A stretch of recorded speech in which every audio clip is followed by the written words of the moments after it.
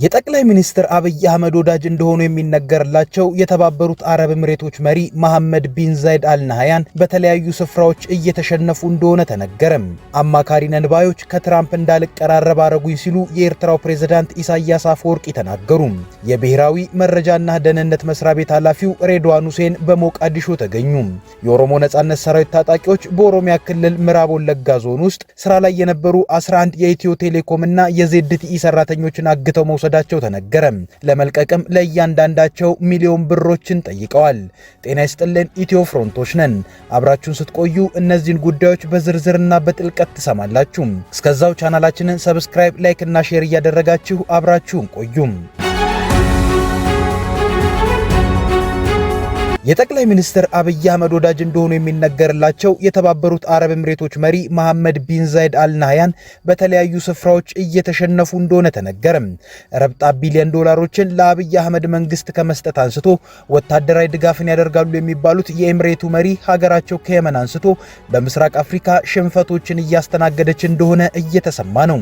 ከሰሞኑም ሶማሊያ ከተባበሩት አረብ ኤምሬቶች ጋር ፈርማቸው የነበሩትን የወደብን ጨምሮ የተለያዩ ስምምነቶችን በመሰረዝ አቡዳቢ ምድሯን ለቃ እንድትወጣ አዛለች። በዚህም የተባበሩት አረብ ኤምሬቶች ቦሳሶ ያለውን ወታደራዊ ቀጠናዋን ለቃ እየወጣች መሆኑ ተሰምቷል። የተባበሩት አረብ ኤምሬቶች ይህ አይነቱ የዲፕሎማሲያዊ ክስረት የጀመረው ከየመን ነው።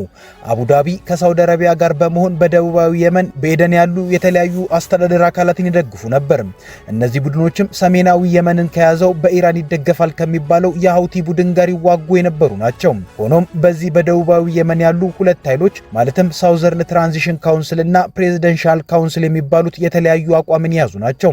ሳውዘርን ትራንዚሽን የሚባለው ቡድን ደቡባዊ የመን ተገንጥላ ሀገር እንድትሆን የሚሰራ ነው። በመሐመድ ቢን ዛይዷ የተባበሩት አረብ ኤምሬቶች ድጋፍም ሲደረግለት የነበረ ነው። ፕሬዝዳንታዊ ምክር ቤቱ ደግሞ በሳውዲ አረቢያ ይደገፋል። በጊዜ ሂደት ታዲያ በአቡዳቢ የሚደገፉት ተገንጣዮቹ የሳውዘርን ትራንዚሽን ካውንስል ቡድኖች የየመን አንድነትን የሚደግፉትና በሳውዲ አረቢያ የሚደገፉትን የፕሬዝዳንታዊ ምክር ቤት ቡድን ይዞታን መቆጣጠር ጀመሩ።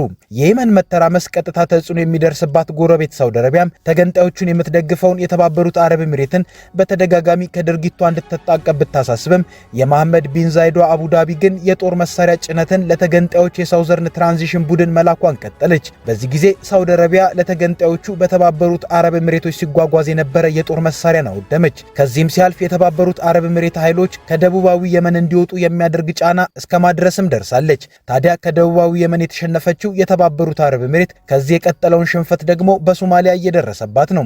የዚህ መነሻ ደግሞ በሳውዲ አረቢያ የሚፈለጉ የደቡባዊ የመን ተገንጣይ አመራሮችን እየተጠቀመችበት በነበረው የቦሳሶ ወደብ በኩል አስመልጣለች መባሉን ተከትሎ ሶማሊያ ከተባበሩት አረብ ኤምሬት ጋር ገብታው የነበረውን ውል በመቅደድ ከመላው ሶማሊያ አቡዳቢ እንድትወጣላት በማዘዟ ነው። ይህም ኪስማዩንና ቦሳሶን ከመሳሰሉ አጠቃላይ ወደቦችና አቡዳቢ ለወታደራዊ ቀጠናዎች የምትጠቀማቸውን የባህር ጠረፎችን ያካትታል። ሚድል ኢስት አይ እንዳስነበበውም የመሐመድ ቢን ዛይድ አል ናህያን ሀገር የተባበሩት አረብ ኤምሬት ኃይሏን ከቦሳሶ ጠቅልላ ስታስወጣ ውላለች። ይህም ለጠቅላይ ሚኒስትር አብይ አህመድ ወዳጅ መሐመድ ቢን ዛይድ ከፍተኛ ሽንፈት ነው።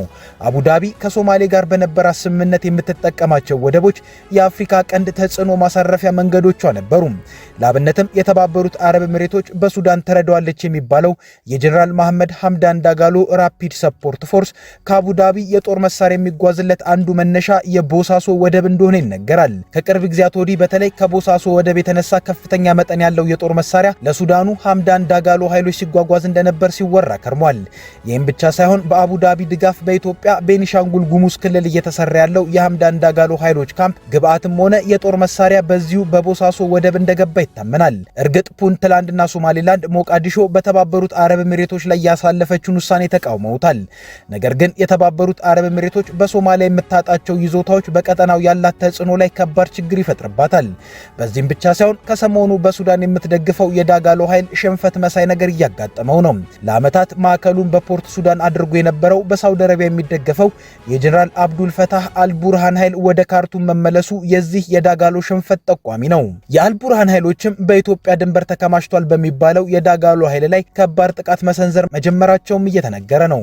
በሱዳን ያለው ሁኔታም የጠቅላይ ሚኒስትር አብይ አህመድ ወዳጅ የመሐመድ ቢን ዛይድ ሽንፈት ማሳያ ሊሆን እንደሚችል እየተነገረ ነው። አሁን አሁንም የአቡዳቢው ሰው በወደብ አልባ ኢትዮጵያ ብቻ ነው የተደላደለ ቆይታ ያላቸው የሚመስለው። ይህም በሁለቱ ሀገራት መካከል ያለው ግንኙነት ላይ ተጽዕኖ ሊፈጥር ይችላል። ኢትዮጵያ ከዚህች ሀገር ስታገኝ የነበረው ድጋፍ እስከ መቼ ይቀጥላል የሚል ጥያቄንም ያስነሳል።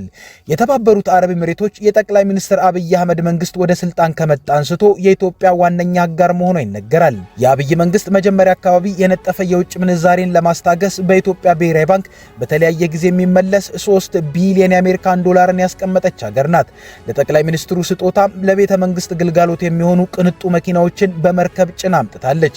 ከጠቅላይ ሚኒስትር አብይ አህመድ ጋር ከባድ መቃቃር ውስጥ የገቡት የኤርትራው ፕሬዝዳንት ኢሳያስ አፈወርቂ ትላንት ከሀገሪቱ ቴሌቪዥን ጋር በነበራቸው ቆይታ የኢትዮጵያንና የተባበሩት አረብ ኤሚሬቶችን ግንኙነት ሲያጣጥሉ ነበር። ኢሳያስ አፈወርቂ በአሁን ጊዜ ከአቡዳቢ ጋር ፍጥጫ ውስጥ ካለችው ሳውዲ አረቢያ ጋር በፍቅር የወደቁ ናቸው። በሪያድ ስለነበራቸው ቆይታም በሀገሪቱ ቴሌቪዥን ቆይታቸው ማብራሪያን ሲሰጡ ነበር። የአሜሪካና ኤርትራ ግንኙነት በአሜሪካ አስተዳደር አማካሪ ነን በሚሉ አካላት ምክንያት አለመሻሻሉን የኤርትራው ፕሬዝዳንት ኢሳያስ አፈወርቂ ገለጹ።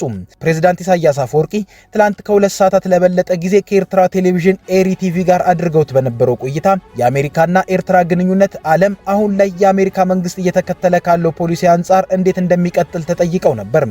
በምላሻቸው የሁለቱ ሀገራት ግንኙነት በተለይ ከኤርትራ ነጻነት በኋላ በጥሩ ሁኔታ የቀጠለ እንደነበር አንስተዋል።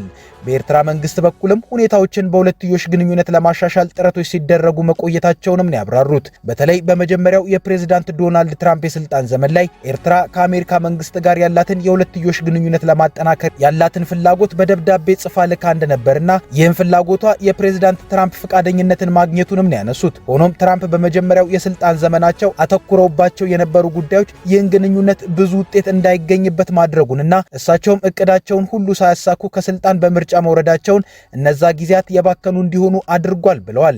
ቀጥሎ በመጣው የባይደን አስተዳደርም ኤርትራ ጅምር ግንኙነቶችን በማስቀጠልና ባለማስቀጠል ሐሳቦች መካከል ሆና ተጨማሪ 4 ዓመታት በድምሩ 8 ዓመታት ባክነውብናል ብለዋል። በድጋሚ ትራምፕ ወደ ስልጣን መምጣታቸውም ኤርትራ ያን ግንኙነትን የማስቀጠል ውሳኔ ላይ እንድትደርስ አድርጎናል ብለዋል። ሆኖም በዚህ 1 ዓመት የትራምፕ የስልጣን ዘመን እየተስተዋሉ ያሉ ሁኔታዎች አሳሳቢ መሆናቸውንም ነው ያነሱት። በዚህ ግንኙነት የትራምፕ አስተዳደር ውስጥ የሚሰሩ ራሳቸውን አማካሪ ነን የሚሉ አካላት ነገሮችን ማወሳሰባቸው ለሁለቱ ሀገራት ግንኙነት እንቅፋት እየሆነ መምጣቱንም ገልጸዋል። ፕሬዝዳንት ኢሳያስ በምሳሌነት የአሜሪካ ስቴት ዲፓርትመንት ያወጣውን የጉዞ ክልከላና ኢኮኖሚን የተመለከቱ ነጥቦችን አንስተዋል። መሰል ነገሮች ለኤርትራ አዲስ አለመሆናቸውንና የለመድናቸው ናቸው ያሉት ኢሳያስ ችግሩ በጊዜ ይፈታል ብለን እናምናለን፣ በምንም ጉዳይ ላይም ለመነጋገር ፈቃደኛ ነን ብለዋል። የኢትዮጵያ የብሔራዊ መረጃና ደህንነት አገልግሎት ዋና ዳይሬክተር ሬድዋን ሁሴን በሶማሊያ ሞቃዲሾ ተገኙ። በቆይታቸውም ከጠቅላይ ሚኒስትር አብይ አህመድ የተላከ መልእክትን ለሶማሊያው ፕሬዝዳንት ሐሰን ሼክ ማህሙድ አድርሰዋል። አምባሳደር ሬድዋን ሞቃዲሾ እንደደረሱ በቪላ ሶማሊያ ቤተ መንግስት ከፕሬዝዳንት ሐሰን ሼክ ማህሙድ ጋር መገናኘታቸውን ጋሮዌ ኦንላይን ዘግቧል። አምባሳደሩ ስላደረሱት መልእክት ዝርዝር ይዘት ይፋ ያልተደረገ ሲሆን የኢትዮጵያም ሆነ የሶማሊያ መንግስታት ስለ ስብሰባው ውጤት እስካሁን የሰጡት ይፋዊ መግለጫ የለም። በጉብኝቱ ወቅት አምባሳደር ሬድዋን ከሶማሊያው ብሔራዊ መረጃና ደህንነት ኤጀንሲ ዳይሬክተር ማሃድ ሳላድ ጋር በኤጀንሲው ዋና መስሪያ ቤት ተገናኝተው መወያየታቸው ተገልጿል። ፕሬዝዳንት ሐሰን ሼክ ጋር እንደተደረገው ውይይት ሁሉ የዚህም ውይይት ዝርዝር መረጃ ይፋ አልተደረገም። ምንም እንኳን ይፋዊ መግለጫ ባይሰጥም የኢትዮጵያ ብሔራዊ መረጃና ደህንነት አገልግሎት ኃላፊ በሞቃዲሾ መገኘታቸው አዲስ አበባና ሞቃዲሾ በአፍሪካ ቀንድ ግንኙነት እጅግ አንገብጋቢ በሆነበት በዚህ ወቅት በቀጥታ የመገናኛ መስመሮች ዳግም ለመቀራረብ እያደረጉት ያለውን ጥረት አመላካች ተደርጎ የሚወሰድ ነው ሲል ዘገባው አትቷል። የኦሮሞ ነጻነት ሰራዊት ታጣቂዎች በኦሮሚያ ክልል ምዕራብ ወለጋ ዞን ውስጥ ስራ ላይ የነበሩ 11 የኢትዮ ቴሌኮም እና የዜድቲ ሰራተኞችን አግተው መውሰዳቸው ተነገረ። ባለፈው ሳምንት በተለያዩ ቀናት በታጣቂዎች የታገቱት ሰራተኞችን ለመልቀቅ በሚሊዮኖች የሚቆጠር ገንዘብንም መጠየቁም ተገልጿል። ታጣቂዎቹ የመጀመሪያ እገታ የፈጸሙት ባለፈው ሳምንት አርብ ጥር 1 2018 ዓ.ም ቂልጡ ካራ በተባለ ወረዳ ውስጥ የሞባይል ኔትወርክ ማስፋፊያ ስራ እያከናወኑ በነበሩ የመንግስታዊው የኢትዮ ቴሌኮም ተቋምና የቻይናው ኩባንያ ባልደረቦች ላይ ነው። በእገታው ከተያዙት ውስጥ 5ቱ የዜድቲ ባልደረቦች ሲሆኑ 2ቱ ደግሞ የኢትዮ ቴሌኮም ሰራተኞች መሆናቸው ታውቋል። 7ቱ ባለሙያዎች በአካባቢው በሚንቀሳቀሱ የኦሮሞ ነጻነት ሰራዊት ታጣቂዎች ተይዘው መወሰዳቸውን ለደህንነታቸው ሲሉ ስማቸው እንዳይጠቀስ የጠየቁ አንድ የኢትዮ ቴሌኮም ምንጭ ለቢቢሲ ተናግረዋል። አርብ ረፋድ 4 ሰዓት ላይ በስራ ላይ ያሉ የታገቱት ሰራተኞቹ ዕቃቸውንና መኪናቸውን ትተው ተወስደዋል። የት እንደተወሰዱ ምንም መረጃ የለንም ሲሉ ምንጩ ተናግረዋል። በተጨማሪም በቀጣዩ ቀን ቅዳሜ ጥር 2 2018 ዓ.ም ደግሞ ሌሎች 4 ሰራተኞች እዚያው ምዕራብ ወለጋ ቦጂ ዲርመንጂ ወረዳ ውስጥ በታጣቂዎች መወሰዳቸው ተገልጿል። ካጋቾቹ መካከል የተወሰኑት የተያዙትን 4 ሰዎች ለመልቀቅ በሚሊዮኖች የሚቆጠር ብር እንዲከፈላቸው ዜድቲን መጠየቃቸው ተነግሯል። በቅዳሜው እገታ በታጣቂዎች ከተያዙት 4 የቴሌኮም ኩባንያ ሰራተኞች መካከል 3ቱ የዜድቲ ሰራተኞች ሲሆኑ አንዱ የኢትዮ ቴሌኮም ሰራተኛ መሆኑ ታውቋል። በቂልጡ ካራ ወረዳ ያሉት ሁሉም ሰራተኞች ተይዘዋል። ያገቷቸው ታጣቂዎች በአካባቢው የሚንቀሳቀሱ የኦሮሞ ነጻነት ሰራዊት አባላት መሆናቸውን የደረሰን መረጃ ያመለክታል ሲሉ ምንጩ ለቢቢሲ እንዲሁ ተናግረዋል። ቢቢሲ አፋን ኦሮሞ ስለተከሰተው እገታና መንግስት ሰራተኞቹን ለማስለቀቅ እየወሰደ ስላለው እርምጃ የወረዳውን አስተዳደር አስተያየት በስልክ ለመጠየቅ ያደረገው ሙከራ አልተሳካልኝም ብሏል። በተጨማሪም እገታው በተፈጸመበት አካባቢ የሚንቀሳቀሰው የኦሮሞ ነጻነት ሰራዊት መሪዎችን ስለ እገታው ለመጠየቅ የተደረገው ጥረትን ምላሽ አላገኘም። ታጣቂዎች እገታውን የፈጸሙት ኢትዮ ቴሌኮም በአካባቢው ያለውን 5% እስከ 12% የሚደርስ የአራተኛው ትውልድ የቴሌኮም ሽፋንን ወደ 82% ለማሳደግ እየሰራ ባለበት ሰዓት እንደሆነ ባለስልጣኑ ገልጸዋል። ኢትዮ ቴሌኮም ከቻይናው ኩባንያ ጋር በመሆን በአካባቢው ያለውን የኔትወርክ ሽፋን ለማስፋት ከፍተኛ ገንዘብ መድቦ ባለፉት 2 ወራት ስራዎችን እያከናወነ ይገኛል። የኦሮሞ ነጻነት ሰራዊት ታጣቂዎች በመንግስት ባለስልጣናት በተቋማትና በንብረት ላይ በተለያዩ ጊዜያት ጥቃቶችን ከመፈጸማቸው በተጨማሪ እገታዎችን በመፈጸም ማስለቀቂያ ገንዘብ እንደሚጠይቁ በተለያዩ ጊዜያት ተዘግቧል። የቡድኑ አመራሮች ግን እገታውን የሚፈጽሙት አባላቱ ሳይሆኑ ሌሎች ታጣቂዎች ናቸው ሲሉ በተደጋጋሚ ያስተባብላሉ።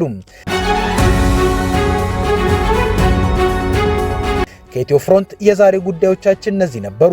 ቻናላችንን ሰብስክራይብ አድርጉልን። እናመሰግናለን። መልካም ጊዜ